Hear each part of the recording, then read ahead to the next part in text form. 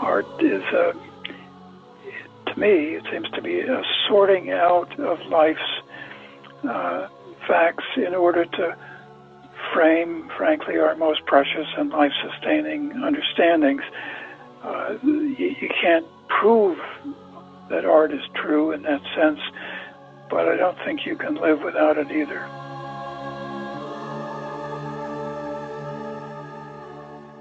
Hi there. For a while I've been thinking about making a video on Robert Adams's book, Beauty in Photography, but I've been a little apprehensive. It's such a profound little book filled to the brim with his thoughts on photography. I think the best approach is to deliver the words and ideas as closely as possible to the original text. So all of the wisdoms that I'm passing on during this video belong to Mr. Adams. And I apologize right from the outset for any failings on my part to interpret what he wrote. Essentially, he's attempting to define beauty as it applies to photography. He was motivated to discover for himself why certain images encapsulate what he felt was a quality that was in some way transcendent. Now that's my word, not his, but I think it helps to clarify this idea of a quality of beauty. Perhaps he would think that I'm flirting with woo-woo just by using it. He isn't offering us a 10-point plan to achieve beauty in photography. Rather, he's explaining how he responds to certain works and how he's able to make sense of their significance. The value for us, the readers, is that we are able to draw on his ideas and hopefully regain a beauty-driven purpose in our photographic practice. Adams believes that the goal of art is beauty, and this is defined by form. The old traditional job of art was to reconcile us to life, and the nature of photography is to engage life. His position is based on beliefs that he has no wish to debate because they are unprovable. A photographer simplifies or abstracts real life by sorting the elements within the frame. The effort is to find that perfectly balanced frame where everything fits. It's not exactly the same as life. It's life seen better. Sometimes we find that a work of art can free us momentarily from our distracting busyness, in a similar manner to how nature offers up moments of harmony. He makes it clear that all art pursuits offer an opportunity to achieve beauty, not just photography. Personally, he draws inspiration from, amongst others, the paintings of Edward Hopper, the etchings of Rembrandt, and the writings of James Joyce. He suggests that most people would rather spend 30 minutes contemplating Hopper's painting rather than actually standing on the street itself. The painter or photographer describes a better world by really seeing what's in front of them, and then bringing form by ordering the elements within the frame. Adams is primarily known for his photographs that portray the impact of the human presence within the environment. Some of these can seem brutal. So it may be surprising to some that he's so preoccupied with achieving beauty. Because of the emotional impact that he experiences due to the damaged landscapes of the American West, he's attempting, through photography, to confront his worst fears that all is chaos, and therefore life suffering is meaningless. Most of what we are confronted with in life seems shapeless, and order created through art confronts this fact. It offers us temporary escape from the disorder. He notes the word paradise comes from the Persian word meaning a walled enclosure. This is what he, as a photographer, aims for when he's looking through the camera's viewfinder. Adams is modest to a fault, but he speaks about two of his photographs that he feels happy with.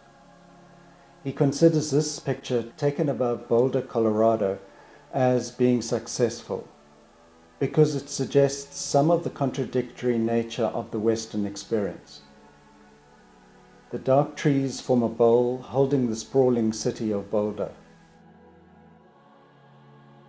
He sees this picture conveying the saddest kind of isolation. The woman is trapped within this confining structure, but what saves us as viewers from despair is the beautiful high-altitude light that rains down on the roof and the lawn.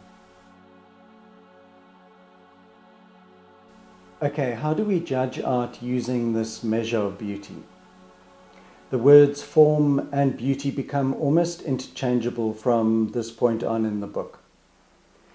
Basically, he thinks that we should consider whether a photograph reveals important form that we ourselves have experienced, but because it's presented in a fresh manner, we become reconnected with it.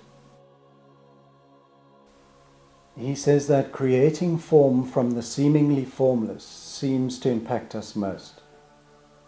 Also, the wider the diversity of elements that we reconcile within the frame, the greater can be the intensity of the beauty. He gives us this example in which Chowchila has created order out of a jumble of structures at a Ford plant. He says that this shot is beautiful, but he considers its beauty to be of a lesser sort than, say, something more unstructured but deeply human, like some of Cartier-Bresson's photographs.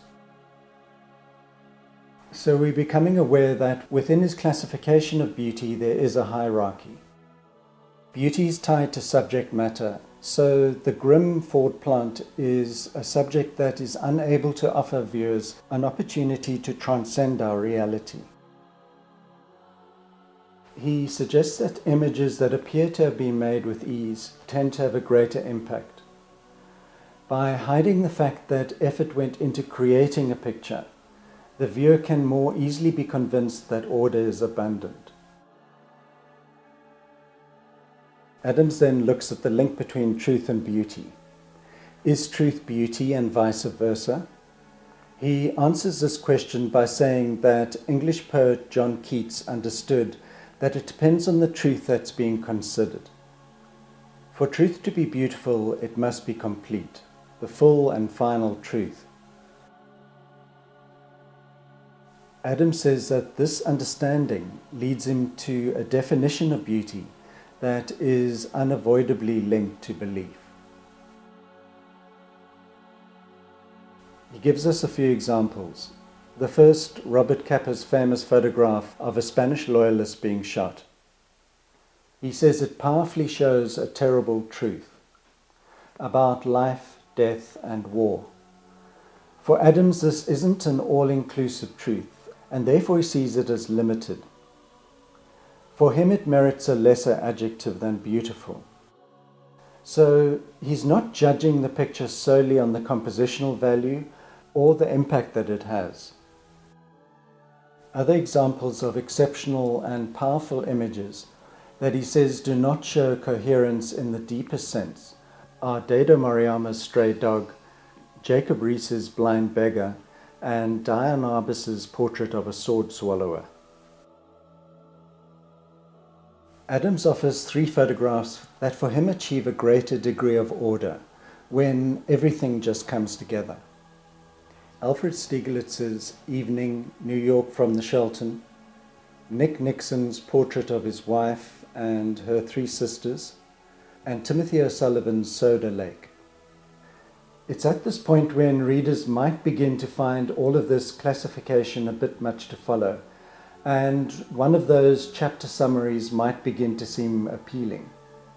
But I found that by allowing the ideas to float for a while, they began to sink in on a deeper level. Those previous 3 images have very clear compositional strengths, but Adams says that beauty can be achieved with less formal composition. The subject matter is so strong in Edward Curtis's portrait of Chief Joseph, so it immediately draws us in. This picture strongly illustrates relationships among people. It's called Talking Politics Before Dinner, Central Ohio, photographed by Ben Shawn. And here Dorothea Lange simply points out objects that we live with. For Adams, some images are truly great, too large for categories, too remarkable to be judged by mere yes or no.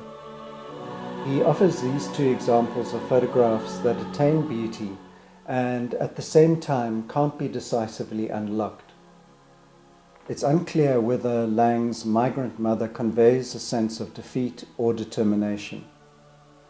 Ben Shawn's Strawberry Picker's Child leaves us undecided whether we are looking at some pointless social waste or whether we should see the child as holy. Even though both of these photographs were purpose-driven, the photographers were drawing attention to the hardships suffered during the Great Depression. But they've managed to rise above labels such as worthy or concerned or ideological and have communicated something that's universal. Adams too in his work has had to rise above his environmental concerns in order to produce photographs that we consider to be art.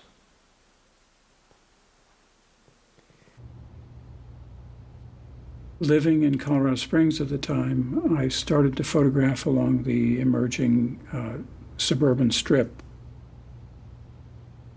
I hiked around taking pictures of the tract houses and highways. I came into the darkroom and printed them, and I was really surprised. I thought I was taking pictures of things that I hated. But there was something about these pictures. They were unexpectedly, disconcertingly glorious. And from that grew a project called The New West, which really was the first serious work I did.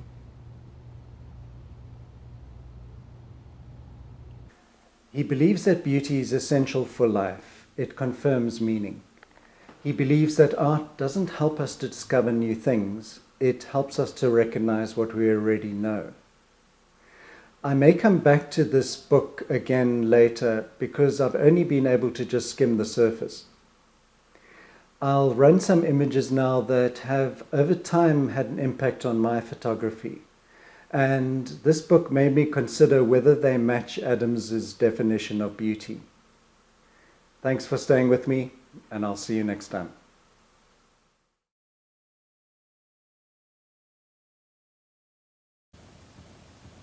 I think that all art is after a stillness. There is a stillness there.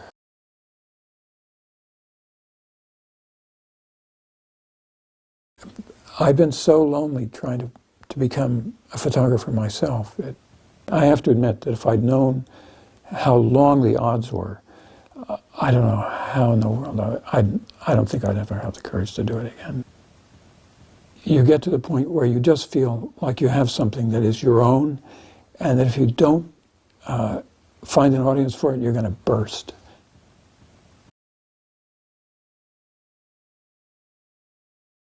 You know, I don't go to church, but I do study art every day, and a lot of my life is sustained by that.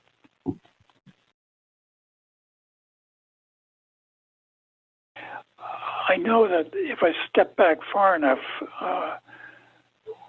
what I'm trying to do is to encourage respect and caring and gratitude for what we were all given.